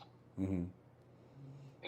The most top priority is to put the school back online so the kids can start going to school, and they receive $25 million by law over a lot of funding going to the education. On top of that, they don't even, and why we keep using the school system for shelter when we can also build from the federal government shelters. There's a lot of government buildings and abandoned that we can fix it up for shelters. Well, like, for instance, here at MDC, there's a lot of empty buildings up at MDC that they can restore it and renovate it and use it for government offices. But no, they want to go rent somewhere else where only one person is going to get rich, or 2 person or 3 person, Wait, what's MDC? It's the Marianas Corporation Development up here where they used to live with Jones company before, Jones used to lease it out for all the cows. And they have maybe they got like 20 to 30 buildings that are empty, concrete. Government can go in now, DPO can go in now and renovate those and make it into their office instead of renting. You know? Wow. It's up here next to my house. Well, I'm not familiar with it, but that's good to know. I didn't know about that. Yeah, you should come down to Tinian Brad when you get a chance, because if I am so fortunate, I'm going to come get you, come down here, and we'll go run around, and I'll show you all these things. Wow, it's great. Well, I want to get over there anyway to start checking out some of the damage and everything. Yeah, come on, man. I'll take you around. I'll show the inside and out of those things that have been, been repaired, and then it's broken again because they never thought of this storm coming over. They're not prepared. You know what I mean? They didn't. A week ago, 2 weeks ago, there's a storm coming. They should have taken up all the slips, so all those fundings are gone right now. Down the drain. And on top of that, the Department of Public Safety, they don't have any power at all. You know what I mean? No power at all. Wow. No power at the Tinian Public Safety. They don't have a That is so generator or brutal. anything? They don't have any. How? They're using candle. How do they A not have a flashlight. generator at Tinian Public Safety? They don't have any. That's crazy. You know? That's crazy. And even the public school system should have the generators in place for the school to start to resume, so the program must go on. It's the Department of Education. It's education program must go on for the kids. It should not prolong by any calamity or whatnot. Yeah, having generators at the school is probably not a bad idea at all. The only thing is that they need money for the fuel too. And then Of course, the and other, it should be budgeted, right? but the idea of, you can't, like, when you're using that building as a shelter for folks also, But that's, we should close, I totally agree with you, but we should close all the poker arcades and turn on all the laundries. And so people can go straight into, because those are bacteria modes in the house, you feel me? We need to take care of the hygiene of the inside the households that are flooded, you know? I agree with you. I would close all the poker and all the pawn shops if I was the king of the Marianas, but I am not. And So can we the address problem this is to the that proper authorities? Like, wait, we need the federal- yeah, Dave, right. two ways, right? So Yeah. the thing on this though is that whenever anyone starts talking about closing poker arcades, they start talking about using those funds for the scholarship program, as if like that's the reason why you should keep it. But what you end up doing is you've got people who are legitimizing this suck on the economy and of the community by letting that stuff go and having it. And the people who are doing it are the same people that keep running for office and keep getting elected. So if you guys really want to get rid of those poker parlors, you guys got to kick some people out of office and put some new ones, because you guys haven't had new faces over there for a long time. And so you kind of get what you get. Who owns them? I want to know who is this elected official that owns these poker arcades. I want to know so we can kick him out, because that's a public chair, not his chair. Oh, you know? I'm not saying that they own them. Okay. That they own them, but they're the ones who continue Regulating to. them, they're making the laws. They let them be in existence. The reason why, Yeah. again, they defend it because they say that they're getting money for the scholarship program. But that to me is like getting a free ride, getting your But college nobody's paid for. monitoring how much they collect, you know what I mean? They have a meter in there, but I don't think so. It's not being regulated. It is Lack being of enforcement. wait. They are regulated and there is enforcement, but they make money off of people. But so the thing is that that's what business is. But either way, it's a crap business because it's not good for the local economy. Folks are not from the local folks are the ones who are doing it, and they're the ones who are putting their money into it. It's not for tourists. It's not taking money from outside and bringing it in. It's taking from money from inside and putting it out. I was just about to say that it's a wrong economics what they're doing, because there's no fresh money coming in to circulate it. It's only taking money from the inside, circulating the inside money instead of fresh money coming in to add up. You feel me? Mm-hmm. We're on the same page, and that's what I thought too. And Brad, it's not a complaint again. It's a concern that it needs to be addressed. And sorry, I gotta cut you a little bit short. I gotta run. I gotta feed this pig, and move on straight to life. And farming too, agriculture farm. I hope DPO is not gonna make any some kind of excuse again about this typhoon. And so they really need to assess again the land and remark it again, because hey, This is why in dire need now of farming to restore back our food security. Yep. I hear you. So let's hear about the DPO secretary now, what's going on next, and I hope that we could be giving our agricultural so we can start farming, right away. Tell them to pay for the $100 permit, They owe us that. There's millions of dollars that's coming in, and this, and all that stuff, and the Mayor's Road is almost done up there, but Mother Nature didn't permit it. It cracked all it open and it's into rain right now, so it's not going to finish before his term ends. Because they haven't done our road yet. So God is a blessing that is showing them that no, you cannot do that, Just because you're the mayor and you're going to finish your road, go on your way. So it's broken on the way in and it's broken on the way out. But it's good right in the middle. No, it's not good in the middle because why milk the system and you're gonna just pretend you're gonna suck up again the FEMA money and all that stuff and people are it's better to save up your so you don't have to go any drama, any stress. You feel me? Now we're in a rubble again. Start from scratch, We're starting from scratch again and start mobilizing. And I hope that the militaries are here already, but I don't see no sense of direction of helping the people at the shelter. It's filthy, and it's not in a inhumane kind of place. The way I look at it. How many people are in there? Do you think? There are 127 people over there. Wow, that's huge. That's like 10% of the population. Yeah. I went over there just to pick around and see what's going on. And there's also a toxic. You see those transformers that fell down, and it's leaking next to the kitchen where they're eating. The transformer, chemical that's leaking. Mm-hmm. My God, man.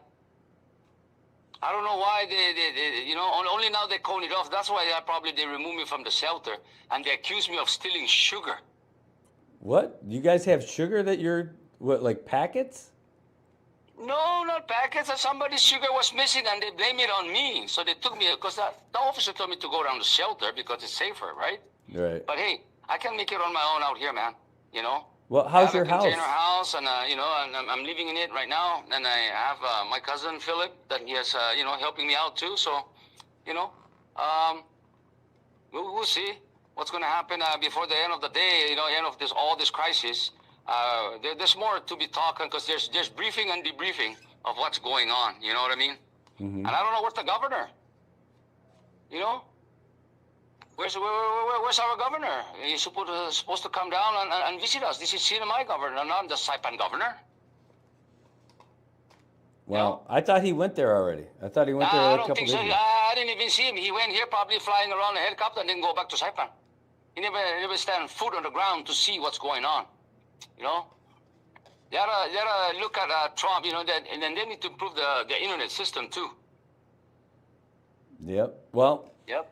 Well, I want to say good Brad, luck. You I'm got gonna to. let you go. Good luck to you too up there, and I know it's devastated up there too. And take care and mimoras to everybody, and stay safe, CNMI. And I hope things will go faster.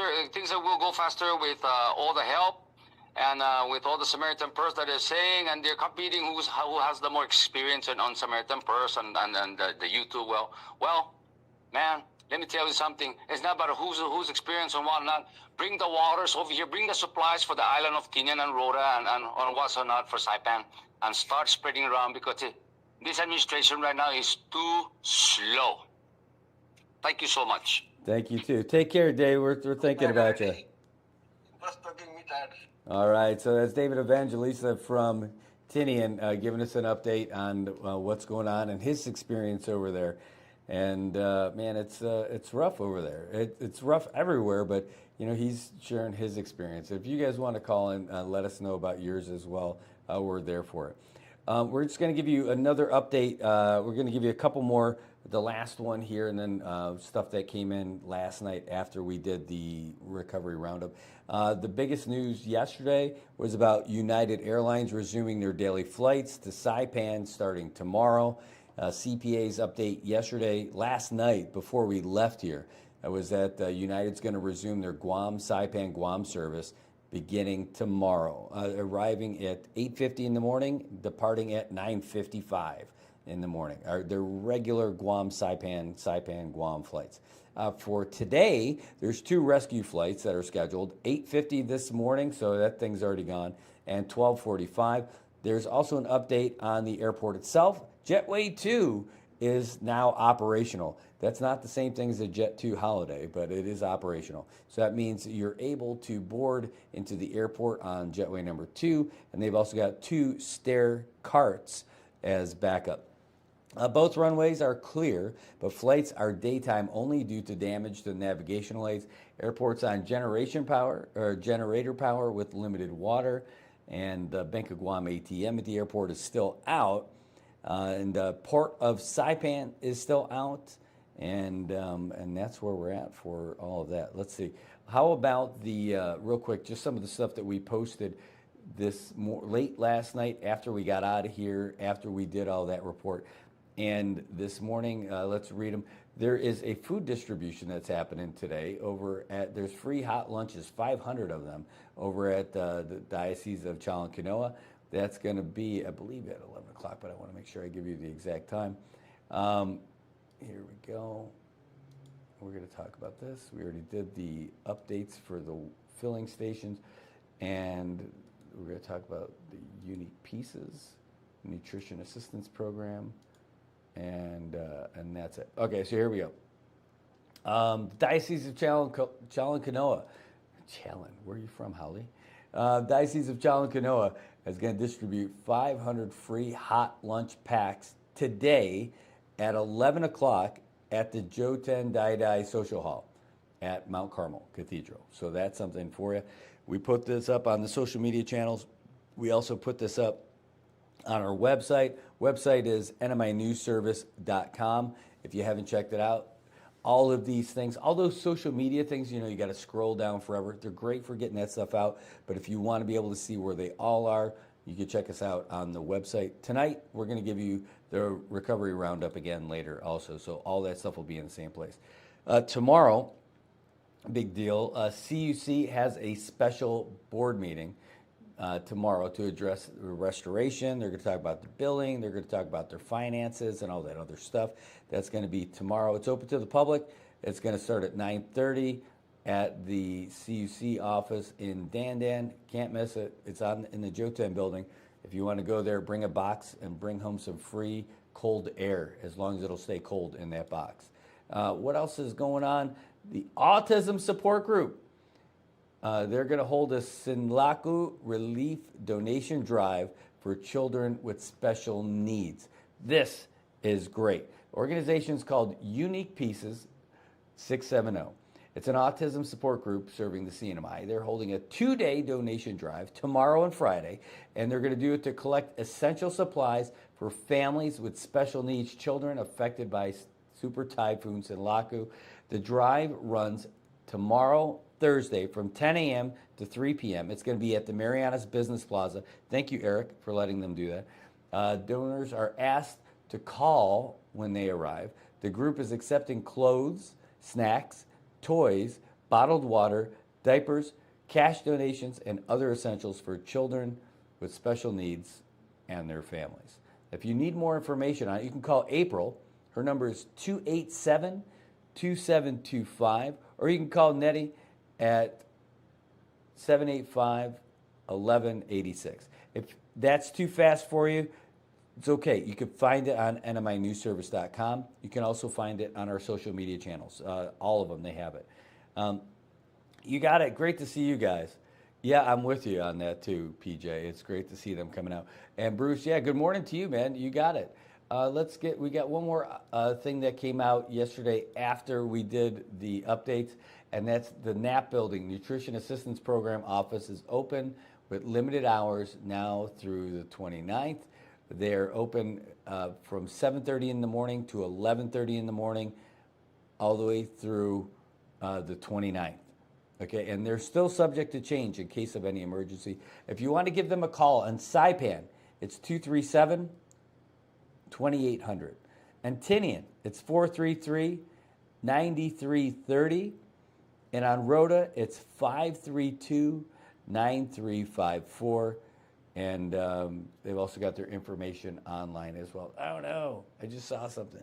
Meta does not like it when you put websites on your posts. They don't want you to take people away from what's going on Meta. So I just saw that website for NAP that we put out there. I'm like, no, I'm going to get dinged from these guys. It's an unwritten rule, but it does happen. It is part of that algorithm. It takes it away. I just got to go and see. Like, did we actually put it on the main social media channels? I hope we didn't. Oh, you know, I do want to talk about something else that's cool. Hold on, let's see. Good, I didn't put it on the social media. I did take it off. But this was a great story yesterday that happened. It happened yesterday, but we got the story late. But we're still going to talk about it today. This is really pretty cool. It's from Eland.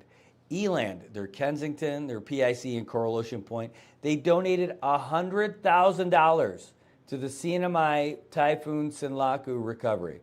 Eland Foundation announced yesterday $100,000 cash donation to support Typhoon Sinlaku recovery efforts in the CNMI. They're not talking about napkins. They're talking about cash. They delivered through their subsidiary of Micronesia Resort Incorporated, and they did that with the governor yesterday and the leaders of the Commonwealth Healthcare Corporation. From their CEO, Ji-Woon Lee, said, "We believe it is our responsibility to stand with the CNMI community during this difficult time.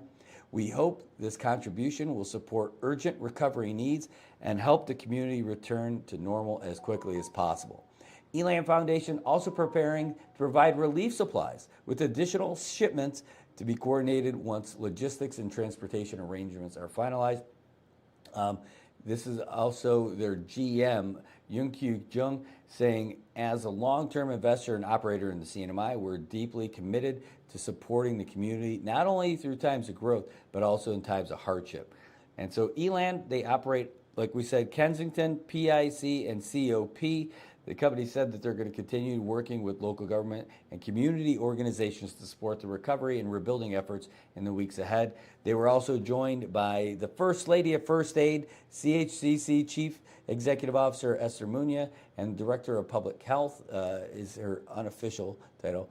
And we also had the Hospital Emergency Preparedness Director Warren Villagomez. Great to have all of those folks out there. So, holy cow, Eland coming up big, not messing around. 100,000 cash. My goodness, that is a great donation. Well done, thank you, and thanks to Gov Apatang for making sure that there's folks out there who want to help us out and getting that stuff from them. All right, let's see who else we've got. Got some messages that came in. This is some info from the VA that we already got. And let's see, is this other stuff? Oh yeah, that's for us. Okay. Awesome, thank you. That's an update on my generator, which is great. And that's about what we've got for you today, folks. We do have another news update, so I'll get you that before we go. We want to say thanks for our callers for giving us a ring. Thanks for everybody who's given us news tips. Thanks for folks who are sharing about their events and their updates.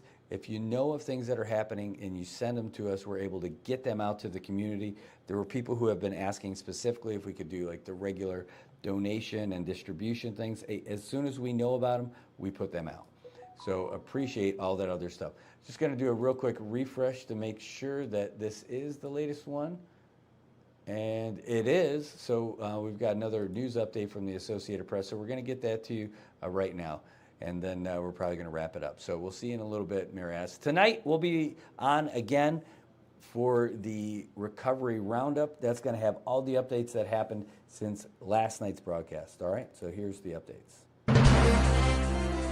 AP News, I'm Ben Thomas. The day before the ceasefire with Iran was set to expire, President Trump says the U.S. is extending it indefinitely, Pakistan had planned to host a second round of talks, but the White House put on hold Vice President J.D. Vance's trip as Iran rebuffed efforts to restart negotiations that had oil prices rising, Brent crude up 3%, and stocks falling. Seth Sutel has those numbers. The S&P 500 erased an early gain and fell 0.6%. The Dow lost 293 points. That's about 0.6%. The Nasdaq Composite fell 0.6%. Markets started the day higher, then pulled lower in the afternoon after Vance called off a trip to Pakistan. Seth Sutel, New York. Meanwhile, Ed Donahue has new poll findings. The AP Nork Center poll puts President Trump's approval rating on the economy at 30%. It was 38% last month. The Iran war has driven prices higher. The president's approval rating for his leadership on Iran is 32%, unchanged from last month. Gasoline prices, which the president promised to slash, jumped after the attack on Iran in February. His tariffs have kept much of the economy in limbo, and hiring has slowed. The poll found only about 1/4 of adults approve of the president's handling of the cost of living. About 3/4 describe the economy as very or somewhat poor. Ed Donahue, Washington. President Trump's nominee to chair the Federal Reserve, Kevin Warsh, told the Senate Banking Committee he's never promised the White House he would cut interest rates. And the Southern Poverty Law Center has been indicted on federal fraud charges. The Justice Department alleges the civil rights group uses donor money to fund the very extremism it claims to be fighting, paying informants to infiltrate the Ku Klux Klan and other extremist groups.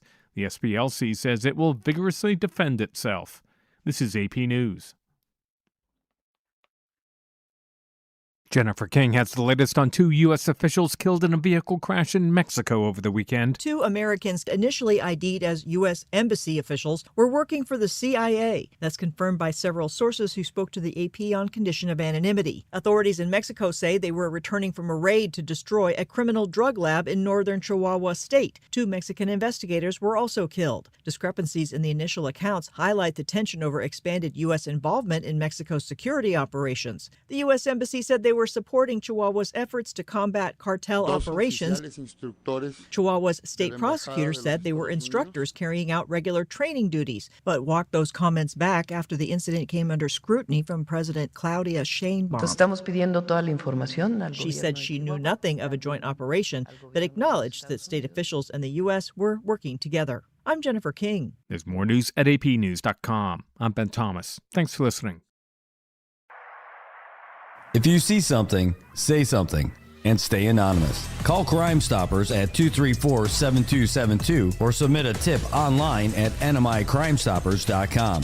No names, no caller ID, no recordings, just your info. And if your tip leads to an arrest, you could earn up to $1,000 in cash. Your tips have helped take hundreds of criminals off the streets in the NMI. It works because of you. Crime Stoppers, we want your information, not your name. PHI is your local pharmacy serving customers in Cagman, Garapan, and Dandan since 1996. Shop PHI Pharmacy for all your prescriptions, and we even offer a large line of multivitamin supplements. Our Dandan location is open weekdays from 8 to 6 and 8 to 4 on weekends. Or visit our Garapan and Cagman locations weekdays from 8 to 6 and 8 to 1 on Saturdays. Check us out online at phipharmacy.com or follow us on Facebook. PHI is a locally owned independent community Health Mart pharmacy. Health Mart, taking the time to listen and care. Fox Sports Update. 7 Game 2s taking place tonight across the NBA and the NHL. A 2-0 series lead is important come playoff time. In the NBA all-time, a team that goes up 2-0 wins the series 93% of the time. Same goes for the NHL, as teams with 2-0 series leads win the series 86% of the time. On the ice tonight, the Canadiens, Sabres, Golden Knights, and Avalanche look to go up 2-0. Montreal plays the Lightning, Buffalo takes on the Bruins, Vegas hosts the Mammoth, and Colorado squares off with the Kings. On the hardwood, teams looking to extend their series leads are the Celtics, Spurs, and Lakers. Boston hosts the 76ers, San Antonio plays the Blazers, and Los Angeles faces the Rockets. Some other news breaking today in the NBA as Billy Donovan is stepping down as head coach of the Chicago Bulls after 6 seasons. ESPN reports that Donovan elected to step down after extensive meetings with team owners. This week on the Fox True Crime podcast, psychotherapist and author Lena Derhally breaks down the mind of Chris Watts and the warning signs behind one of America's most disturbing family murders. Listen and follow now at foxtruecrime.com. In the past week, who have made sweeping changes to the front office this offseason, firing their executive vice president of basketball operations and general manager. Donovan only made the playoffs once in his tenure, but he ranks 4th on the all-time wins list for Chicago. NFL news. Patriots head coach Mike Vrabel speaking to the media today for the first time since photos surfaced last week showing Vrabel holding hands with NFL reporter Diana Rossini at a luxury hotel in Arizona. Vrabel did not share details about what he said was a, quote, personal and private matter, but he did say this. You know, I've had some difficult conversations with people that I care about, with my family, the organization, the coaches, the players. Those have been positive and productive. We believe in order to be successful on and off the field, you have to make good decisions. That includes me. That starts with me. Vrabel and Rossini are both married to other people. They both told the New York Post that the photos did not accurately reflect their interaction. Rossini resigned from her position at The Athletic last week in the wake of the photos being published. For more scores, stories, and features, go to foxsports.com. I'm Tony Genualdo. Get more on the Fox Sports app and foxsports.com. I'm Dana Perino. This week on Perino on Politics, I'm joined by Fox News congressional correspondent Bill Malutian. Listen and follow now at foxnewspodcast.com. Or wherever you get your favorite podcasts. Must listen to podcasts from Fox News Audio. If you see something, say something. And stay anonymous. Call Crime Stoppers at 234-7272 or submit a tip online at nmicrimestoppers.com. No names, no caller ID, no recordings, just your info. And if your tip leads to an arrest, you could earn up to $1,000 in cash. Your tips have helped take hundreds of criminals off the streets in the NMI. It works because of you. Crime Stoppers, we want your information, not your name. PHI is your local pharmacy serving customers in Cagman, Garapan, and Dandan since 1996. Shop PHI Pharmacy for all your prescriptions, and we even offer a large line of multivitamin supplements. Our Dandan location is open weekdays from 8 to 6 and 8 to 4 on weekends. Or visit our Garapan and Cagman locations weekdays from 8 to 6 and 8 to 1 on Saturdays. Check us out online at phipharmacy.com or follow us on Facebook. PHI is a locally owned independent community Health Mart pharmacy. Health Mart, taking the time to listen and care.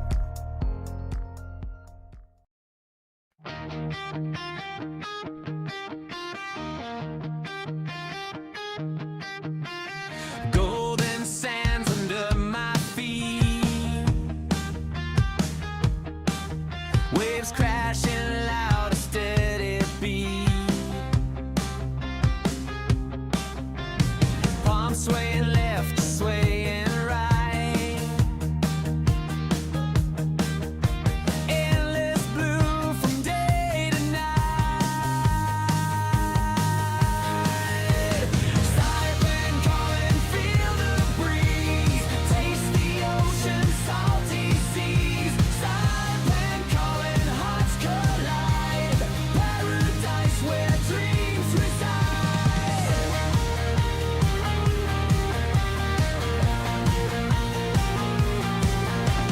Barbecue smoke fills the air. Street stalls glow without a care. Red rice served with love so true. Callaghan shining in the view. Drums pounding in the distance. Dance ignites the night's persistence.